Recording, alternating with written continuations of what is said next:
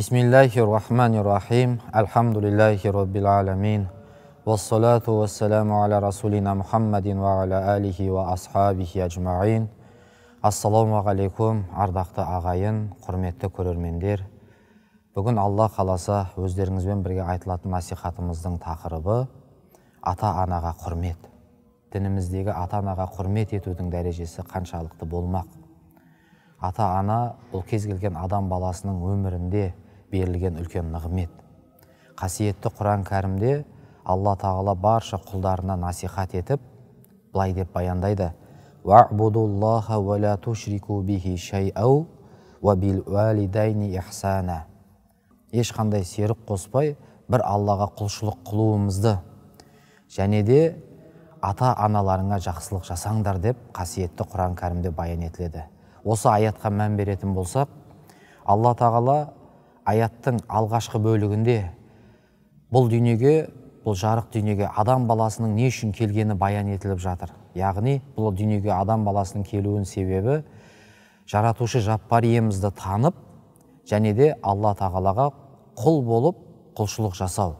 Одан кейінгі Алла тағала өзінің құлдарының міндеті ол ата-аналарыңа жақсылық жасаңдар деп әмір етіп тұр.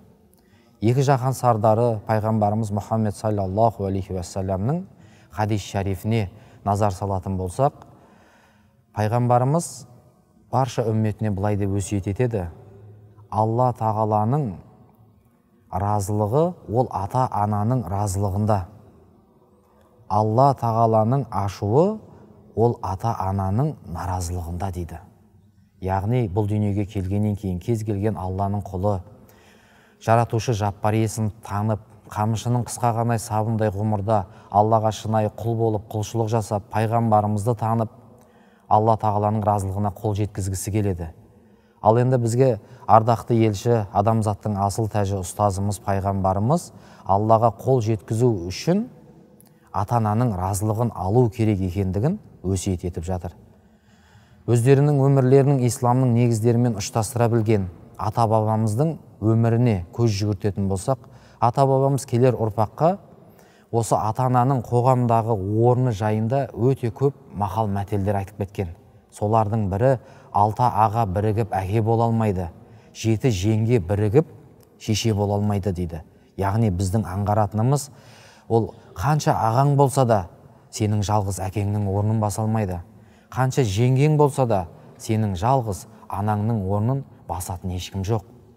Ыбырай Алтынсарин бабамыз өзінің бір еңбегінде былай деп өсиет етеді: кез келген адам жас балаға тәрбие беретін уақытта мына жайтты ескергені дұрыс дейді. Ең біріншісі үлкендерге құрмет ету, яғни ата-анаға құрмет ету. Екіншісі туған туысымен жақсы мәміледе болу керек екенін. Ал үшіншісі өзінің өмірлік досына, жолдасына адал болу керек екенін Ыбырай Алтынсарин бабамыз жас баланы тәрбиелеген уақытта осы нәрселерге мән беру керек екенін біздерге баян етіп өсиет етеді. Өкінішке орай енді осы жаңағы біздер ұстаздар, имамдар мешітте қызмет еткеннен кейін мешітке неше көптеген адамдар келіп жатады. Әрқайсысының жаңа көкейінде әртүрлі ой, әртүрлі сұрақ. Сондай уақыттарда жаңағы бір сондай қартайған ата-аналар мешітке келіп, имам ұстаздармен жолығып, өзінің отбасылық жағдайын айтып, бір реніштерін айтып келіп жатады.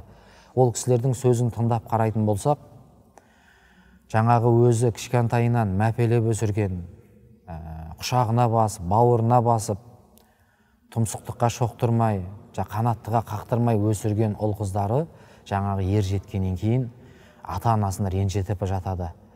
Жаңа сондай бір ренішпен, осындай балама ренжіп едім деген сияқты бір кісілер келіп айтып жатады. Бұл дегеніміз біздің асыл дініміз исламда да, және де өзіміздің ата-бабамыз салт дәстүрінен де үлкен қайшы, үлкен күнәлардан болып есептеледі. Қазір міне Аллаға шүкір, осы қасиетті Рамазан айында өткізіп жатырмыз. Бұл қасиетті Рамазан айы жайында ардақты елші саллаллаху алейхи уассалам керемет хадисі бар. Бұл айда барлық адам баласының күнәсі кешіріледі дейді. Яғни бұл ай Алла тағаланың мейірім, рахым айы. Бірақ мына кісілердің күнәсі кешірілмейді дейді. Ол қандай кісілер болды, құрметті ағайын? Олардың біріншісі жаңағы мына дүниеде өмірінде ішімдікке салынып кеткен кісі. Ал екіншісі бір-бірімен ренжісіп алып, бір-бірін кешірмей отқан туысқандар дейді. Яғни жора жолдастар, ағайындар ренжісіп алып, бір-бірін кешірмей отқандар. Ал үшіншісі ата-анасына ақ болған адам дейді. Ата-анасына ақ болған адамды біз қалай түсінеміз? Яғни олар ата-аналарына ей деп сөйлейді, жегіп сөйлейді, ата-анасының қадір қасиетіне дұрыс жетпейді, оларға жаңа бұйырып сөйлейді, олардың көңілін қалдыратын адам. Міне осы адамды ата-анасына ақ болған адам деп шариғатымызда айтады. Бұл ата-анасына ақ болған адамға қиямет күні Алла тағала мейірімде салмайды. Ол адамға ешқандай кешірім болмайды. Пайғамбарымыздың хадистерінде келеді, жәннаттың иісі мыңдаған жылдардан адамдарға сезіледі дейді. Яғни жәннаттың хош иісі, міне сол мыңдаған жылдар жол арадағы жолдардан жәннаттың иісін сезіледі дейді. Бірақ осы ата-анасына дұрыс құрмет жасамаған, ата-анасына дұрыс мәміле жасалмаған адамдар ол жәннаттың иісін сезбейді дейді пайғамбарымыз. Яғни ата-анасының көңілін қалдырған мына дүниеде ата-анасын ренжіткен адамдар, осы хадистен аңғаратынымыз, олар соншалықты жәннаттан, жұмақтан ұзақ болатын аңғарамыз. Мынау пайғамбарымыз саллаллаху алейхи уассаламның тәлім тәрбиесін алған сахабалардың өміріне көз жүгіртетін болсақ, Ибн Аббас, Алла ол кісіден разы болсын, керемет жаңағыдай өсиеті бар, кез келген адам баласын ойландыратын. Ибн Аббас былай дейді, кез келген адамның, кез келген Алланың құлының өзінің Құдайдан келген жақсылығына, Алла берген өміріне шүкіршілік ету міндет дейді.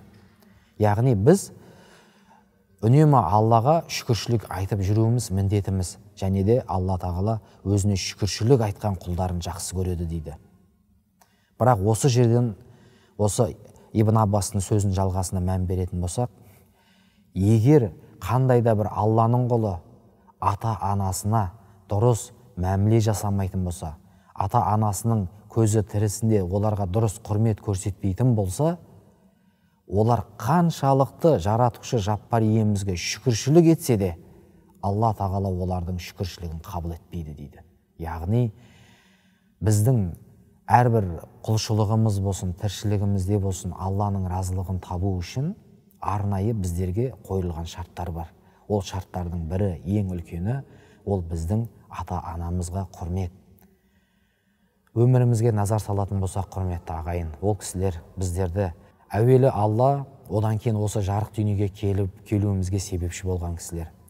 Осы біз бүгінде осындай жақсы 12 мүшеміз сау, осылай өмір сүріп жүргенімізде осы ата-анамыздың еңбегі.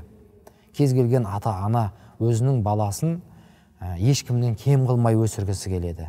Жаңағыдай өзінің бүкіл жастық шағын, өзінің бүкіл денсаулығын, сол балам ешкімнен кем болып қалмасын, осы ұрпақтарым ешкімнен кем болмасын деген ниетпен өздерінің өмірін баласының өміріне арнайды. Және де осы балдары ер жетіп, есейіп, бой жеткен уақытта жаңағыдай өмірін берген, қартайып қалған ата-аналарымызға біз керісінше өзіміздің өмірімізді арнау, бұл кез келген Алланың құлы, мен мұсылманмын деген адамның міндеті болып есептеледі. Алла тағала ата-анамызға дұрыс мәміле жасауымызды баршамызға нәсіп етсін. Және де құрметті ағайын, пайғамбарымыз саллаллаху алейхи уассаламның хадисінде қолында қартайған ата-анасы бола тұра, олардың разылығын ала алмаған адам, олардың разылығын алып жәннатқа кіре алмаған адам бетімен жерді сүзсін дейді. Яғни бұл деген не? Оның өмірі бос сая өткендігі. Бұл дүниеде қанша біз құлшылық қылайық, мейлі түнімізді, күнімізді жаңағыдай намаз құлшылығымен өткізейік, қажылыққа барайық, оразамызды ұстайық, жаңағыдай зекетімізді жасайық, мұқтаждарға көмек берейік. Бірақ құрметті жамағат, біз ата-анамызға дұрыс мәміле жасамасақ, ата-анамыздың разылығын алмасақ, Алла тағала ол құлшылықтарымыз біздің еш пайдасы жоқ. Себебі біздің жәннатқа апаратын жолымызды Алла тағала ата-анамыздың разылығы арқылы жасап қойды. мына қармышының қысқа ғана сабындай ғұмырда баршамызға ата анамыздың разылығын алуды нәсіп қылсын. Ва ахиру дa'вана анилхамдулиллахи роббил аламин.